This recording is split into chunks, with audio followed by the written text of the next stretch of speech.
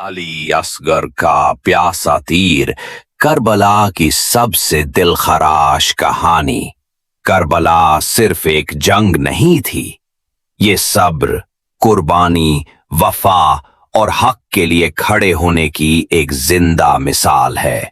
और इसी कुर्बानी में एक ऐसी माँ भी शामिल थी जिसने अपने 6 माह के मासूम लाल को भी राह खुदा में कुर्बान कर दिया।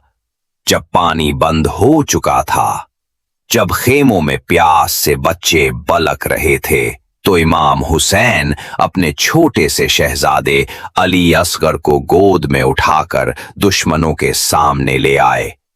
आसमान भी रो पड़ा होगा उस लम्हे। मां ने अपने हाथों से अपने जिगर के टुकड़े को बाप के हवाले किया, इस उम्मीद पर कि शायद दुश्मन इस मासूम को देखकर रहम खा ले। इमाम हुसैन ने फरमाया, अगर मुझे पानी नहीं देते तो उस मासूम को ही एक कतरा दे दो।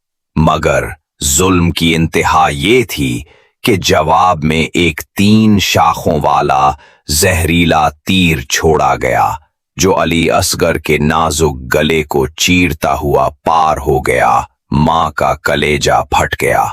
वो मां जो खेमे में बेटे की प्यास बुझने का इंतजार कर रही थी, जब उसने देखा कि हुसैन खून में लथपथ अली असगर को लेकर वापस आ रहे हैं, तो मां की चीखें आसमान तक बुलंद हो गईं।